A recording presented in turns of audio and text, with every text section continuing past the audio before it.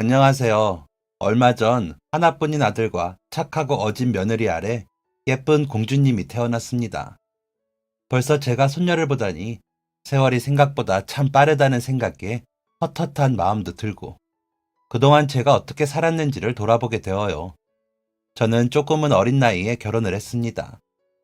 친구들 다 놀러 다닐 때 집에서 육아를 해야 했지만 어렸을 적부터 꿈꿨던 가정을 이루었다는 것이 행복했어요. 저의 꿈은 좋은 아내가 되는 것, 그리고 좋은 엄마가 되는 것이었으니까요. 남편과는 고등학교 동아리에서 만났어요. 그림에는 소질도 없던 제가 친구 따라 그림 동아리에 들게 되었고, 그때 저처럼 친구 따라 잘못 동아리를 든 사람이 또 하나 있었는데, 그게 바로 지금의 저의 남편이랍니다.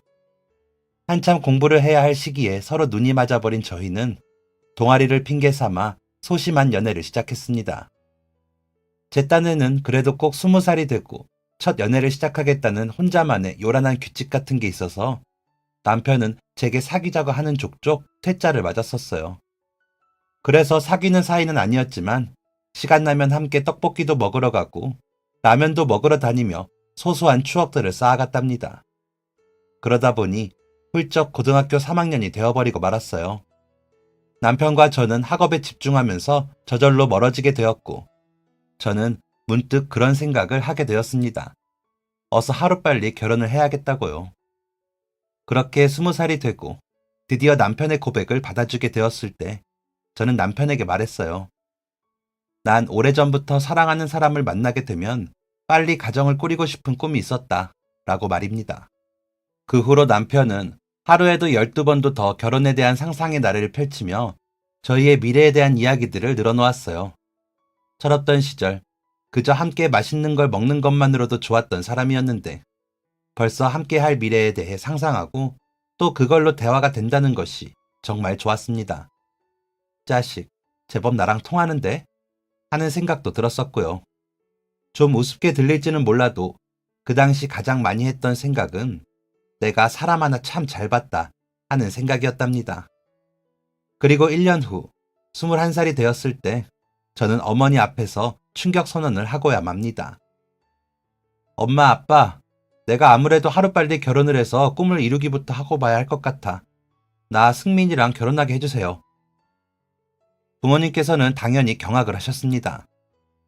어머니께선 급기야 드라마에 나오는 아주머니들처럼 이마에 흰 두건 같은 것을 두르고 알아눕기도 하셨어요.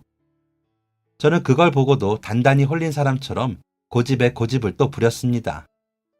지금 생각해보면 제가 그만큼이나 남편을 좋아했었나 하고 의아한 마음도 조금 들지만 그땐 당장 결혼하지 않으면 저희의 미래가 크게 망가질 것만 같은 불길한 예감이 들었었어요.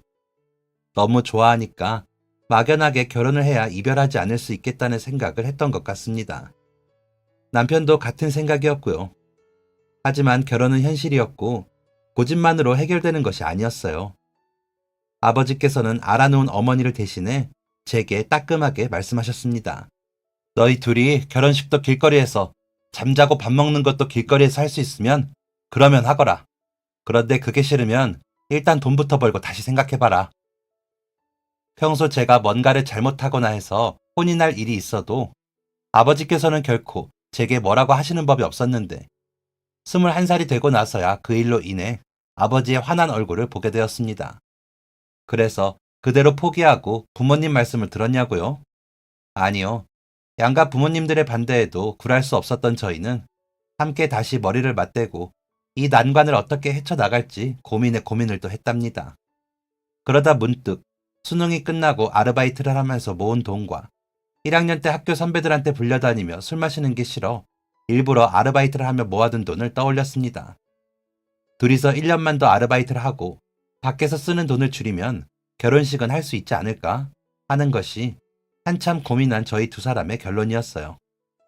1년이나 더 버텨야 한다는 것이 한편으론 끔찍하기도 했지만 한 줄기 희망을 보고 나니 마음이 설렘으로 가득 찼습니다.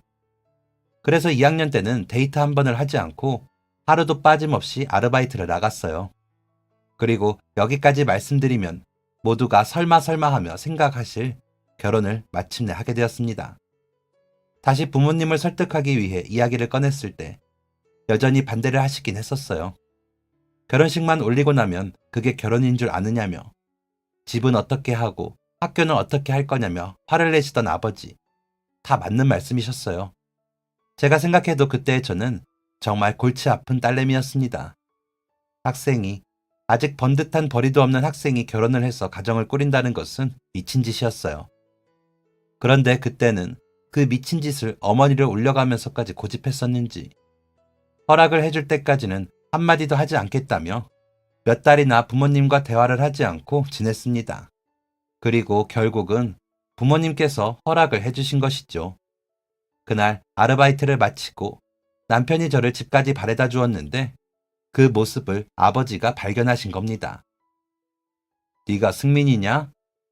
무덤덤한, 그러다 말 어딘가에 상당히 날카로운 가시가 느껴지는 그런 목소리였어요.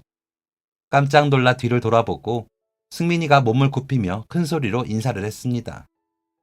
근데 승민이도 참 골치가 아픈 게 거기서 냅다 안녕하십니까 장인어른 하고 인사를 해버린 것이에요.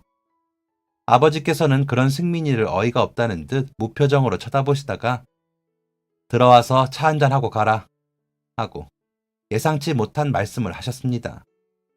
그때 제 마음속은 잔뜩 축제가 열리고 있었어요. 아버지께서는 워낙에 좋고 싫음이 분명하셨던 분이라 싫어하셨던 승민이를 집에 한 발자국도 들이지 않을 거라 생각했었습니다. 게다가 그때는 부모님과 저 사이에 냉전이 계속되고 있던 때였으니 더욱더 그랬어요. 저는 깜짝 놀라 휘둥그레진 눈으로 아버지를 쳐다보았고 아버지께서는 커다란 한숨 한 번과 함께 집으로 먼저 들어가셨습니다. 승민이는 잔뜩 얼어붙어 이마에 식은땀을 뻘뻘 흘려대고 있었지만 어쩐지 제 마음은 긴장되거나 불안하지 않았어요. 아버지께서 승민이를 내치시려고 불러들인 것이 아닐 거라는 믿음이 있었습니다. 그리고 역시나 제 예상은 맞아떨어졌죠. 놀란 어머니를 뒤로 하고선 아버지께서는 승민이가 집 안으로 신발을 벗고 들어가자 넓은 어깨를 열어 승민이를 한번 안아보셨습니다. 그리고는 어깨를 손으로 감싸주며 이렇게 말씀하셨어요. 늦은 시간까지 공부하고 아르바이트까지 하느라 피곤할 텐데 우리 딸 집 앞까지 바래다줘서 고맙다.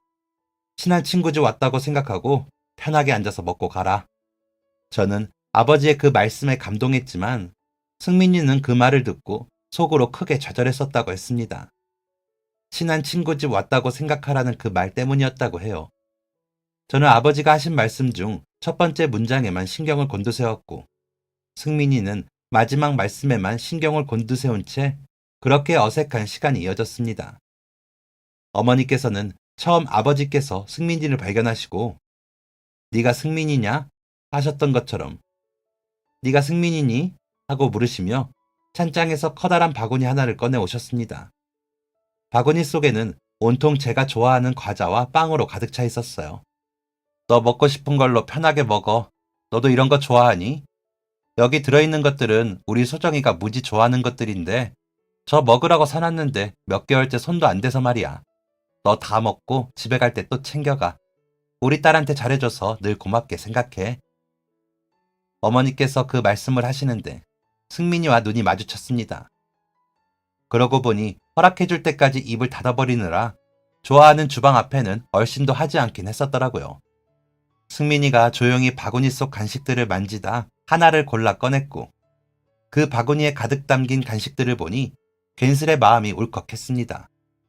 하나씩 하나씩 마트 가서 장을 볼 때마다 제 생각을 하시며 장바구니에 담아왔을 간식들. 저는 마실 것을 꺼내주겠다는 핑계로 자리에서 일어나 전기포트에 물을 올렸습니다. 어색한 침묵 속 거실에서 들려오는 야구 중계 소리와 전기포트에 물 끓는 소리만 들려왔어요. 무슨 말이라도 해야 하는데 냉전 중이었던 부모님 앞에서 차마 입이 떨어지지 않았습니다. 그런데 갑자기 승민이가 버럭 소리를 지르는 것이 아니겠어요? 소정이 많이 아끼고 사랑합니다. 제 인생에 소정이 같은 보석을 다시 만나기 어려울 것 같아 놓칠까 걱정됩니다. 그래서 하루빨리 가족이 되고 싶습니다. 아직 어린 제가 못 믿어오시겠지만 한번 믿고 허락해 주신다면 제대로 된 놈이라는 걸 보여드리겠습니다. 긴장한 탓에 볼륨 조절을 하지 못했는지 승민이의 목소리가 집안을 쩌렁쩌렁 울렸습니다. 어머니께서는 그런 승민이를 안쓰러운 눈으로 바라보셨고, 아버지께서는 승민이의 그런 당돌함에 웃음이 나오셨는지 바람 빠진 웃음을 지어 보이셨어요. 그리고 저는 드라마에나 나올 법한 승민이의 그 말이 너무 멋있어서 그 자리에 선 채 박수를 치고 말았습니다. 승민이가 찌릿 눈치를 줬지만요.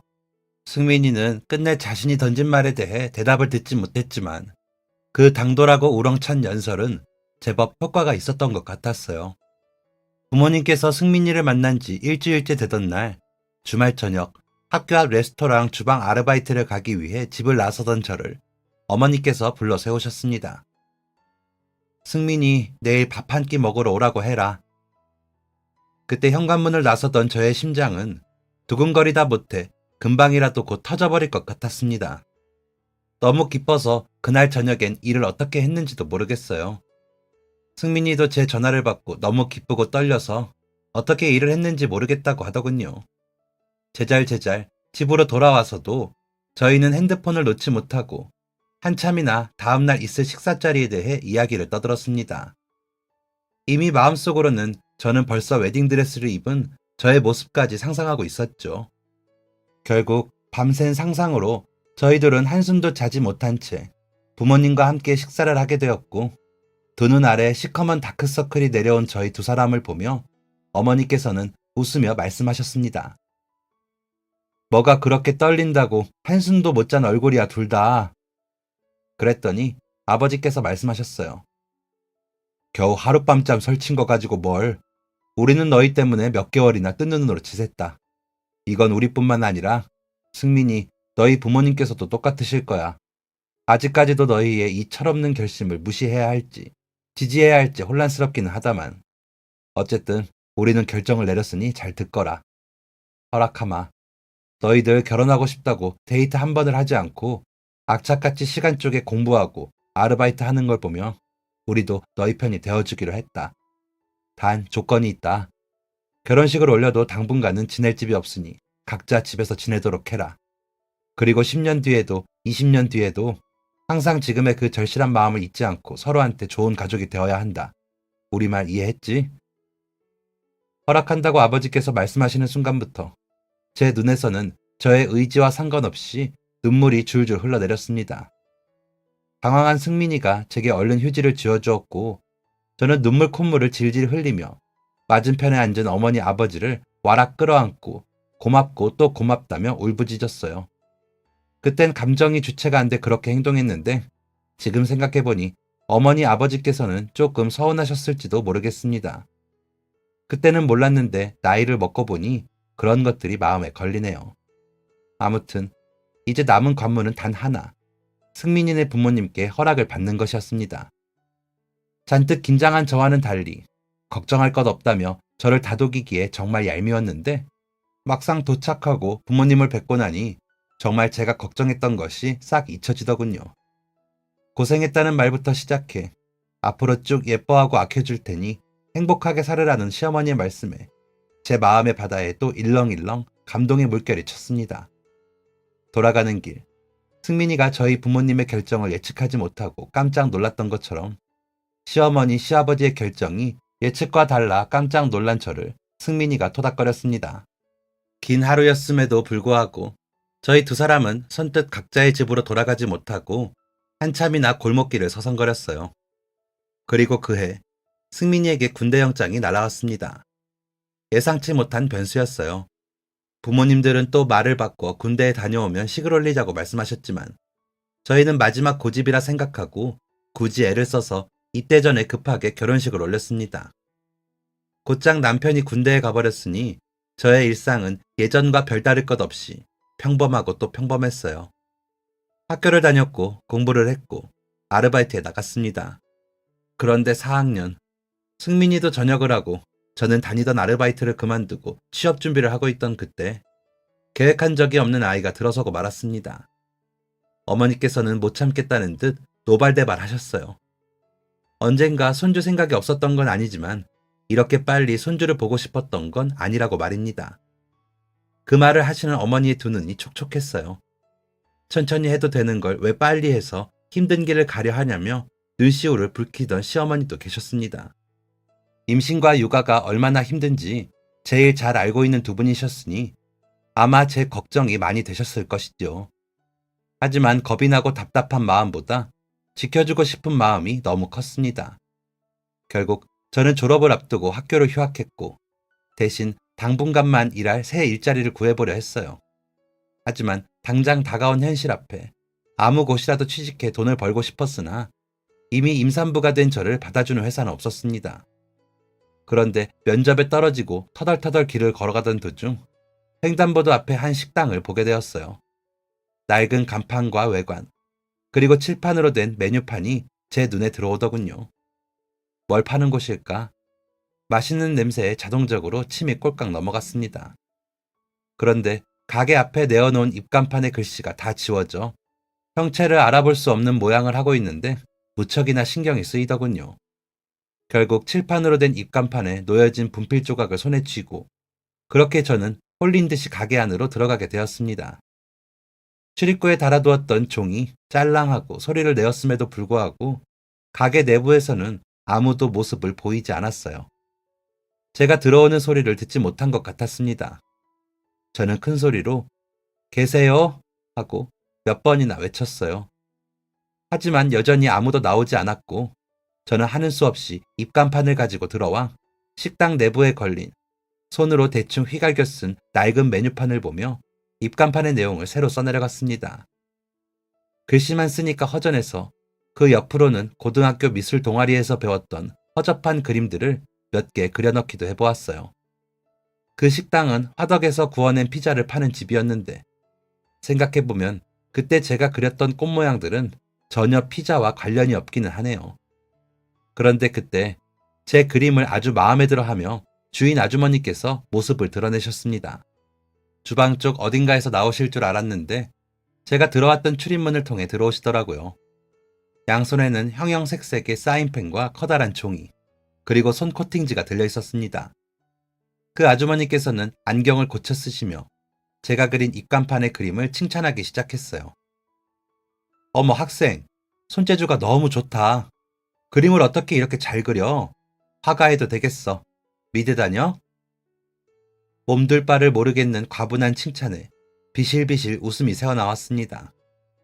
동아리 내에서 제가 가장 그림을 못 그리는 사람이었는데 이렇게 낯선 사람에게 칭찬을 받으니 실력을 인정받는 기분이 드는 것입니다. 저는 신이 나서 대답했어요. 정말요? 마음에 드신다면 다행이에요. 제가 마음대로 손대서 기분 상하실까봐 걱정했는데 여기 다 지워졌더라고요. 그래서 이것만 써드리고 나가려고 했어요. 그런데 제가 그 말씀을 드리자마자 아주머니께서 불쌍한 강아지 같은 눈망울을 하시고 저를 바라보셨어요. 무언가 긴히 부탁할 것이 있는 것 같은 그런 표정임을 저는 본능적으로 알아차렸습니다. 저기, 혹시 지금 바빠? 어디 가는 길이야, 학생? 마침 그 시간 이후부터 딱히 할 일이 없었던 저는 한가하다고 대답을 했고 아주머니께서는 쑥스러운 듯 종이와 사인펜을 제게 내미셨어요. 괜찮으면 우리 식당에 메뉴판 좀 새로 써줄 수 있을까? 내가 비용은 서운하지 않게 챙겨줄게. 난 나이가 들어서 그런가 눈이 침침해서 글자 쓰기도 어렵고 또 손재주도 영 없거니와 글자도 악필이라서 부탁해도 될까? 가게에 들어와서 봤던 낡은 메뉴판을 고치려던 모양이었습니다. 아주 쉬운 일이라 거절할 이유가 전혀 없었던 저는 흔쾌히 승낙을 하고 펜을 집어들었어요. 하얀 종이 위에 알록달록한 색깔을 골라가며 메뉴판을 적어 내려가니 생각보다 신이 났습니다. 최근 들어 펜을 드는 일이라고는 학교에서 공부할 때뿐이었는데 공부가 아닌 다른 이유로, 그것도 초등학생 때나 쓰던 사인펜을 꺼내 들고 끄적이려고 하니 동심으로 돌아간 것 같은 기분도 들었습니다. 뚝딱뚝딱 전문가가 한 것처럼 화려하고 예쁘진 않았지만 최선을 다해 심혈을 기울여 메뉴판이 탄생했습니다. 글자도 그림도 너무 예쁘다고 과분한 칭찬을 해주시는 아주머니의 말에 힘입어 괜히 부탁하지도 않은 코팅까지 완벽하게 마무리를 해드렸더니 방금 전까지 면접에 떨어진 것은 잊혀지고 굉장히 뿌듯한 기분이 들었습니다. 아주머니께서는 정말 고맙다며 금고를 열어 돈을 꺼내주시려 했습니다. 그런데 갑자기 민망함이 몰려왔어요. 아무리 그래도 그렇지 도저히 돈을 받고 해드릴 만큼 좋은 실력은 아니었기 때문입니다. 그래서 아주머니의 손을 밀어내며 극구 사양을 했어요. 그의 질세라 아주머니께서는 얼마 되지도 않는 돈 거절하지 말라며 저의 주머니에 돈을 집어넣어 주셨고, 그때에 맞춰 제 뱃속에서는 우렁찬 소리가 울려 퍼졌습니다. 엎치락 뒤치락 실랑이를 벌이던 아주머니와 저 사이에 썰렁한 침묵이 맴돌았고, 저는 민망함에 그만 웃음이 터져버리고 말았죠. 그와 달리 여태껏 밥도 먹지 못한 것이냐며 시계를 바라보는 아주머니의 눈엔 걱정이 가득했습니다. 부쩍 늘어난 입덧 탓에 도저히 점심을 챙겨 먹기가 싫어 면접에 다녀온 후 먹어보려던 참이었어요.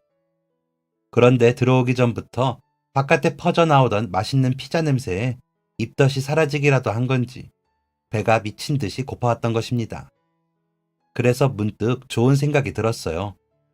아주머니께서 끝내 주머니에 돈을 넣어주셨으니 저는 여기서 피자를 사 먹어야겠다고 말이죠. 혹시 지금 피자 먹을 수 있어요? 밥 생각 없었는데 냄새가 너무 좋아서요. 그랬더니 아주머니의 짙은 두 눈썹이 이마 꼭대기에 닿기라도 할 듯 크게 활 모양으로 휘었습니다. 그날 보았던 아주머니의 표정 중에 가장 밝은 웃음이었어요. 강호동의 엑스맨에 나오던 당연하지 게임처럼 당연하지를 외치던 아주머니께서는 주방으로 들어가 황홀한 냄새를 풍기며 뚝딱뚝딱 피자 한 판을 내어주셨습니다. 그리고 딱 한 입 베어 물었을 때 거짓말처럼 온몸에 소름이 쫙 돋아나며 감탄을 하고 말았어요. 화덕 피자라는 걸 처음 먹어봐서 그런지 기존에 먹던 두꺼운 빵의 피자보다 훨씬 부드럽고 바삭한 그 맛이 놀랍고 황홀했습니다. 먹기 전까지만 해도 입덧 때문에 먹지 못하면 어쩌지 하는 걱정이 무척이나 많이 됐었는데, 입덧은 싹 잊어버리고 피자 한 판을 순식간에 먹어치워버리게 된 것이에요. 아주머니께서는 피자를 돌돌 말아 한 입에 넣어버리는 저를 보며 감탄을 금치 못하셨고, 저는 참을 수 없을 정도로 끌리는 그 맛에 그만 저 두 판만 더 주세요 라고 말해버리고 말았습니다. 그리고 다시 주문한 두 판이 나왔을 때 한 판은 또 그 자리에서 먹어치워버리고 한 판은 집으로 포장해서 돌아갔어요. 아주머니께서는 기껏 챙겨준 돈보다 훨씬 더 돈을 많이 주고 가서 어떡하느냐며 다음에 꼭 다시 오라는 말을 하셨습니다. 그런 아주머니께 저는 꼭 다시 오겠다고 약속을 드리고 돌아섰어요. 그 후 하루 종일 입덧에 고생하고 자려고 눕기만 하면 그 피자가 생각나 혼이 났어요. 한 푼이라도 돈을 아껴야 하는 상황에서 먹고 싶을 때마다 피자를 사 먹을 수도 없는 노릇이었으니 참고 또 참았습니다. 그런데 일주일 후 믿을 수 없는 구인 광고를 보고야 말았어요. 회사에 입사하는 것은 포기하고 아르바이트 자리를 알아보려던 참이었거든요. 익숙한 위치에 익숙한 이름을 가진 식당, 컴퓨터 사용도 미숙하셨는지 아무런 정보도 자세한 설명도 없이 아르바이트를 구한다는 내용이었지만, 저는 반가운 그 이름을 보자마자 한 걸음에 그 식당으로 달려갔습니다. 저를 반갑게 맞이해 주시는 모습에 용기가 났어요. 인터넷에서 사람 구하신다는 글 보고 왔어요. 제가 나이는 어리지만 여러 아르바이트를 많이 해봐서 쓸만하실 거예요. 힘도 세고요. 그러자 아주머니께서 한박 웃음을 지으시며 손뼉까지 치시는 게 아니겠어요? 살짝 쑥스러웠지만 기분이 좋았습니다. 하지만 아주머니께서도 저의 임신 사실을 아신다면 표정이 달라지실 거라는 생각에 긴장이 되었습니다. 근데 제가 지금 임신 중이라서요. 괜찮으실까요? 떨리는 마음으로 질문을 드리자 이내 아주머니의 표정이 급속도로 굳어갔습니다. 누가 회색 물감으로 아주머니의 얼굴을 칠하기라도 한 듯 사색이 되어 걱정스러운 눈을 하고 어쩌다가 그랬냐고, 부모님은 아시냐고 물어오셨어요. 그러더니 할 수 있을 때까지만이라도 일을 하라며 내일부터 당장 나와도 된다고 하시는 것입니다. 기분이 찢어질 듯 좋았지만 아주머니를 속일 수 없다는 생각이 들었습니다. 그래서 구구절절 아주머니께서는 묻지도 않은 저의 이야기를 들려드리게 되었어요. 용감하네. 이런 거 보면 세상에 사랑이라는 게 진짜 있긴 있어. 응? 아유, 나는 그것도 모르고 학생이 결혼도 하기 전에 애가 들어선 줄 알고 딱하게만 봤어. 축하해. 결혼도 아이도. 제가 식당에서 아르바이트를 하는 동안 시댁에서는 감사하게도 남편과 제가 함께 지낼 수 있는 작은 전셋집을 마련해 주셨고, 저희 부부는 각자 부모님 댁에서 지내던 때보다 더 자주 얼굴을 보며 함께 태교를 할 수 있게 되었어요.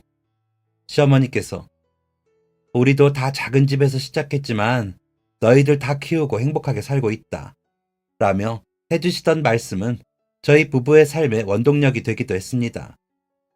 하덕피자 가게 사장님께서도 꼭 엄마처럼 제게 잘 대해주셨어요. 챙김을 받고 예쁨을 정말 많이 받았습니다. 사장님께 감사한 마음이 들 때마다 저는 다른 음식들은 다 못 먹겠는데 하필이면 이 집의 피자만 맛있게 먹을 수 있는 것이 꼭 사장님과 저를 인연으로 만들어주기 위해 뱃속의 아이가 도와준 것만 같다는 생각을 했었습니다. 주방에서 피자 굽는 법을 배우고 하루 종일 피자를 굽고 그 가게 안에 있어도 속이 불편했던 적이 한 번도 없었어요. 정말 신기한 일이었습니다. 그렇게 저는 만삭이 될 때까지도 그 식당에서 아르바이트를 했고, 임신과 입덧으로 어디서 돈을 벌 수도 없었던 제게 사장님은 정말 감사한 분이었어요. 그러던 중 더는 일을 할 수 없는 상태가 되어 사장님께는 꼭 돌아오겠다는 약속을 남기고 본격적인 출산 준비를 하게 되었고, 아이가 태어나던 날 13시간의 진통 끝에 저는 비로소 제가 꿈꾸던 가족의 완전체를 이루게 되었습니다. 아이를 낳고 나서는 솔직히 어머니 생각에 많이 울었던 것 같아요. 이렇게 힘들게 낳아주셨는데 그동안 못나게 굴던 저를 보며 얼마나 속이 상하셨을까 하는 생각들, 그리고 조금이라도 더 일찍 잘해드리지 못한 것에 대한 후회들, 어머니께 상처 주었던 많은 말들, 엄마가 되어야만 엄마의 마음을 알 수 있다는 말이 무슨 말인지 뼈저리게 알게 되었습니다. 밤새 아이를 품에 안고 달래고 모유를 먹이고 잠을 설치는 매 순간순간마다 어머니를 생각했어요. 그 정도로 육아라는 것은 생각보다 더 힘들고 어려운 것이더군요. 그런데 설상가상으로 남편이 사고로 크게 다쳐 수술을 하게 되었습니다. 전역을 하고 학교까지 포기한 채 취업을 해서 어떻게든 잘 살아보려고 했는데 몸을 다치게 된 것입니다. 제법 크게 다치는 바람에 남편은 꼼짝없이 병원 신세를 져야 했고, 아이가 100일도 되기 전에 곁을 비운다는 것에 대해 미안했던 남편은 밥을 먹으면서도 울고 잠을 자면서도 울었습니다. 24시간 내내 돌봐야 하는 아이를 두고 병원에 있는 게 저한테 미안해서였습니다. 저는 남편이 얼른 회복하기만을 바랐습니다. 남편이 없어서 힘든 것은 다 참고 견딜 수 있었어요. 남편이 아픈 것에 비하면 제가 힘든 것은 아무것도 아니라고 생각했습니다. 겉으로 보기에 남들에게 손가락질도 많이 받았지만 정작 저희 가족들은 행복했어요. 그리고 그렇게 가족들이 행복하다고 말해주는 것들이 제게는 가장 큰 행복이고 힘이었습니다. 솔직히 막막하긴 했지만 어머니와 시어머니께서 번갈아가며 도와주시는 덕분에 많이 힘들진 않았습니다. 남편은 곧잘 회복했고 저희는 다시 일상을 찾았습니다. 집에는 늘 웃음꽃이 피어났습니다. 그렇게 시간이 흘러 5년 정도가 지났을 때였습니다. 남편도 회사에서 승진을 연달아 하고, 비록 졸지에 저희 부부는 대학을 졸업하지 못한 것이 되어버렸지만 나쁜 건 전혀 없었어요. 저희가 꿈꾸던 행복을 위해서였으니까요. 사장님께서는 솔직히 소홀했었습니다. 아르바이트를 그만두고 한동안은 종종 연락을 드리기도 했는데 점점 아이한테 신경이 쏠리고 남편마저 아프고 하다 보니 정신이 없어 사장님을 찾아뵙거나 연락을 드리지 못하게 되더라고요. 그런데 아이가 어느 정도 크고 유치원에 가게 되니 가장 먼저 사장님 생각이 들었습니다. 그래서 전화를 드릴까 하다가 아이를 유치원에서 데리고 오는 길에 아이를 데리고 가게로 찾아갔어요. 변함없는 인테리어와 변함없이 후각을 자극하는 맛있는 냄새에 고향에 온 듯 이상한 기분이 들었어요. 그런데 찾아간 가게 안에는 또 아무도 없었고 저는 아이를 앉혀두고 밖으로 나가 입간판을 들고 들어왔습니다. 꼭 세월이 멈추기라도 한 것처럼 5년 전 제가 적어준 그대로의 문구들, 메뉴판도 마찬가지였어요. 저는 혼신의 힘을 다해 예쁜 그림을 새로 그려넣었습니다. 1년도 채 일하지 않았던 곳인데 어쩜 그렇게 애틋한 기분이 드는지 기분이 정말 이상했어요. 어머, 설마. 한참 입간판을 꾸미고 있는데 등 뒤에서 사장님의 놀란 목소리가 들려왔습니다. 돌아보니 눈물이 그렁그렁한 채로 제게 다가와 저를 폭 안아주십니다. 그걸 보던 아들도 총총 다가와 제 다리를 끌어안았어요. 그동안 연락을 드리지 못해 죄송했다고, 아이 키우는 게 이렇게 정신 빠지는 일인 줄은 꿈에도 몰랐다고, 죄송하다 거듭 사과드리자 다 안다는 듯 저의 등을 토닥여 주시던 사장님. 애가 너무 예쁘네. 소정이 너 닮았나 보다. 고생 많았어. 앞으로 가야 할 길이 더 많겠지만 그래도 너라면 행복할 거야. 나 잊지 않고 다시 찾아와줘서 너무 고마워. 그렇게 저는 아이가 5살이 되던 해에 다시 그 식당으로 복직 아닌 복직을 했습니다. 더 이상은 아르바이트생이 아닌 직원으로 말이에요. 아이도 남편도 너무나도 좋아하던 그 집의 화덕피자는 꼭 유명해지도록 만들고 싶다는 제 안의 또 다른 꿈세포를 자극했고, 가족들의 응원 속에 실력 좋은 직원이 되어보기로 새로운 도전을 펼쳤습니다.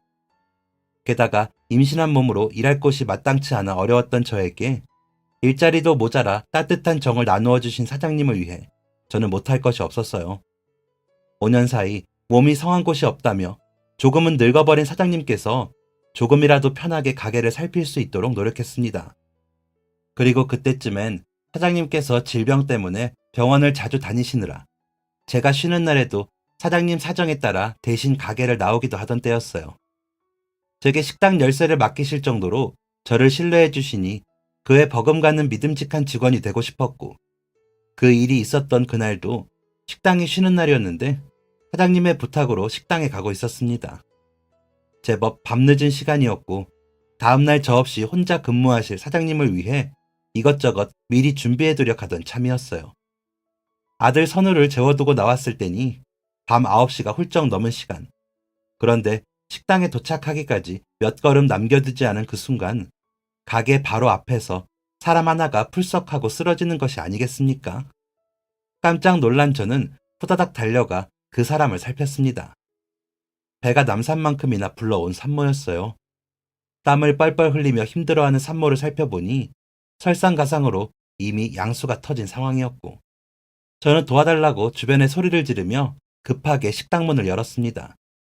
아무런 바닥에 눕게 하고 싶지가 않아 바닥에 깨끗한 담요를 깔고 산모를 식당 안에 눕게 한 후 구급차를 불렀어요.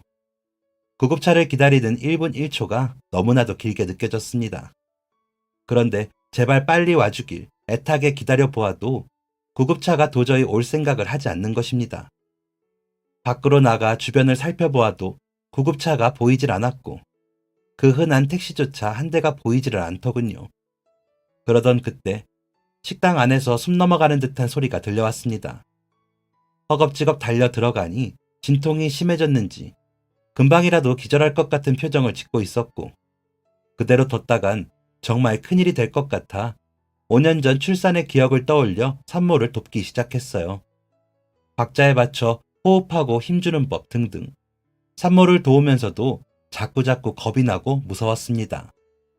그리고 뒤늦게 도착한 구급대원들이 식당 안으로 들어왔을 때 믿을 수 없는 일이 일어났어요.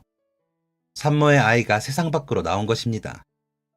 분주한 구급대원들과 뒤이어 들려오는 아이의 울음소리에 산모의 눈가에 눈물이 흐르는 것이 보였습니다. 깊은 안도의 한숨이 절로 나왔어요.